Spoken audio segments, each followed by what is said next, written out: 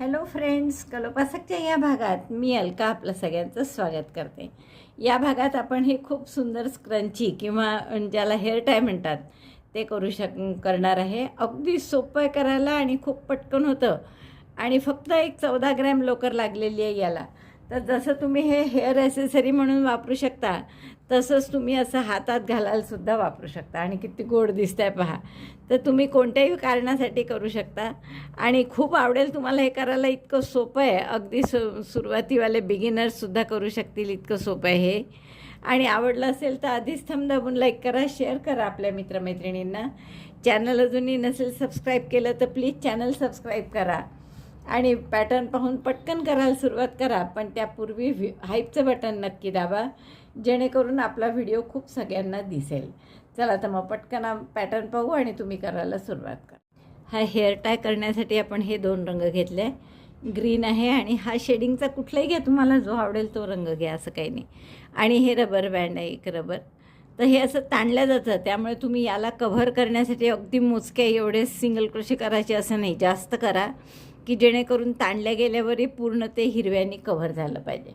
सुई घेतली आपण 3.5 mm. तर सुरुवात करणार आपण हिरव्या रंगाने आणि आपण काय करू, स्लिप नॉट करून घ्या एखादी.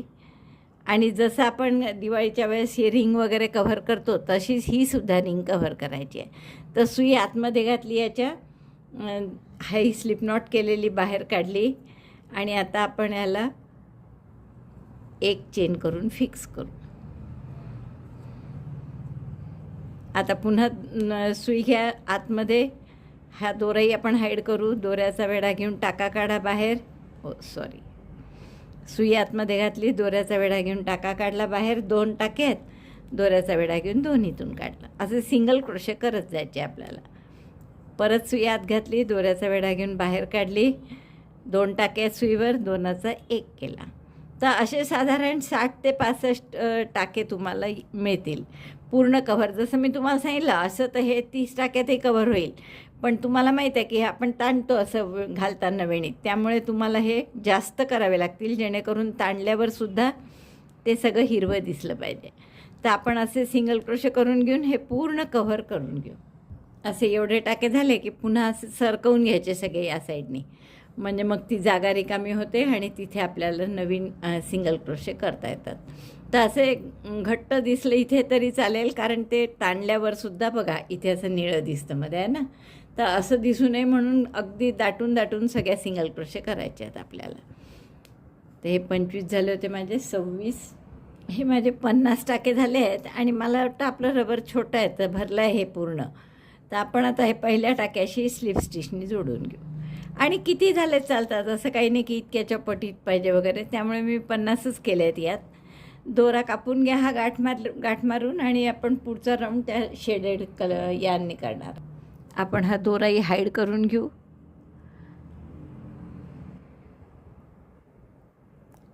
त्या पॅसिंग निडलमध्ये घातलं मी आणि असं बॅक साईडनी पास करून घ्या.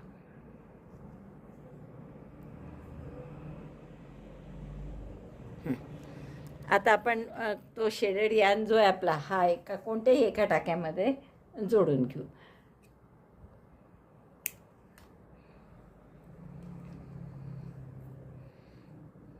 आणि प्रत्येक टाक्यात आपल्याला एक सिंगल क्रोशे करायचा आहे. ही आपली दुसरी ओळ आहे. पहिली ओळ आपण फक्त याला रॅप केलं किंवा गुंडाळलं सगळं याच्या भोवती. आता दुसऱ्या ओळीत काय करायचं आहे, प्रत्येक टाक्यात एक सिंगल क्रोशे. हे सिंगल क्रोशे जे आधी केलेले सुद्धा फक्त ते रिंगला लपेटून केले. आता आपल्याजवळ टाके तयार आहे तर टाक्यांमध्ये करायचं आहे. जाता आता हा दोरासुद्धा हाईड करू. Single crochet 1 in each stitch. एक चेन केली, त्याच टाक्यात एक सिंगल क्रोशे केला. पुढच्या प्रत्येक टाक्यात एक सिंगल क्रोशे. पहा हे दिसत नाही जवळजवळ आल्यामुळे नीट, तर ते तुम्ही नीट असंच थोडं दूर असं ताणून थोडं पाहायचं की टाका एखादा जात तर नाही आहे बा, आपला मिस होत नाही ना, एवढं पाहायचं.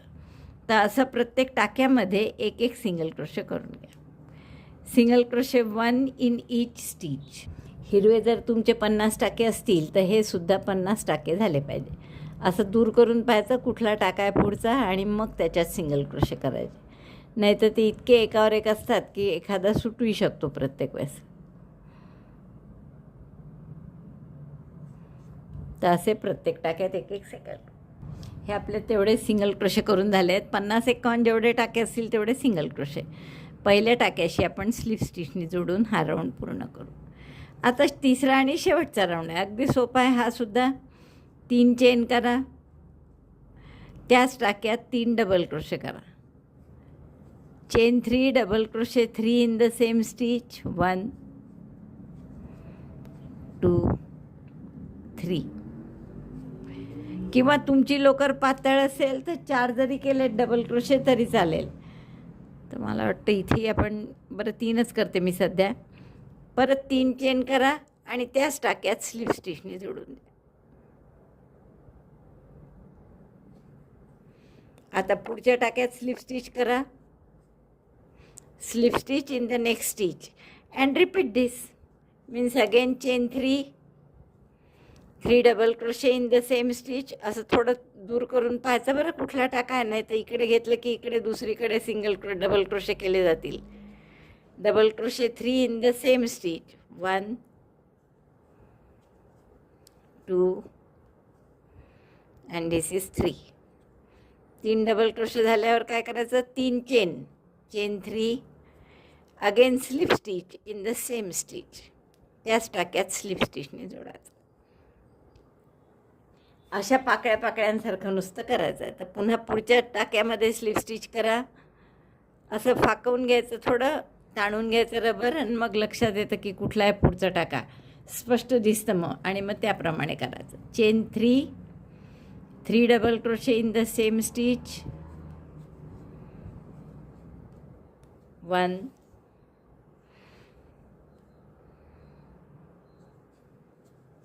2 3. त्याच टाक्यात 3 डबल क्रोशे केले. पुन्हा 3 चेन आणि त्याच टाक्यात स्लिप स्टिच.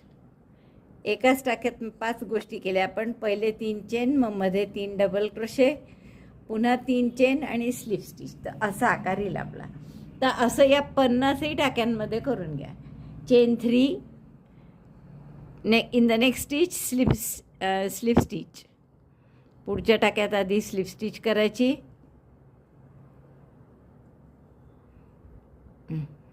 उसवावं लागतंय. तिसरी चेन, त्याच टाक्यात एक स्लिप स्टिच. मग पुढच्या टाक्यात एक स्लिप स्टिच, आणि मग परत तेच chain 3 double crochet in the same stitch. Double crochet 1 double crochet 2 double crochet 3. Again chain 3 slip stitch in the same stitch. Slip stitch in the next stitch and repeat. 4 करून दाखवले मी. असे तुम्हाला पूर्ण करायचे 50 आहे तेवढे मी करते. मग बघा असा माझं पूर्ण झालं आहे. सगळ्या टाक्यांमध्ये त्या 50-51 टाके होते काहीतरी. सगळ्या टाक्यात 3 chain, 3 double crochet, 3 chain, slip stitch, आणि पुढच्या टाक्यात स्लिप स्टिच. असं करून झालं आहे. तुम्ही हे ताणून पाहू शकता की आपण सगळ्या टाक्यात केलं आहे की नाही व्यवस्थित. आता आपल्याला शेवटच्या 3 चेन झाल्यावर स्लिप स्टिच करायची आहे त्याच टाक्यात. तर हे शेवटचं करताना पहिलं जरा हे ओढून घ्यावं लागतं इकडे, नाही तर तो दोरासारखा अडकतो पहिल्या ह्याच्यात, कारण ते इतके ओव्हरलॅप झाले असतात ना आतापर्यंत. आता दोरा कापून घ्या आणि या पहिला जो टाका आहे याच्यात इथेच सुईने तो दोरा घालून हाईड करून घ्या. बघा आपलं हे इथे हा शेवटचा टाका आहे. तर या पहिल्या टाक्यामध्ये आपण दोरा घातला, म्हणजे जेणेकरून परत पुढच्या ह्याच्यात घालतो ना आपण सिंगल क्रोशे तसा, आणि आता हा हाईड करून घ्या.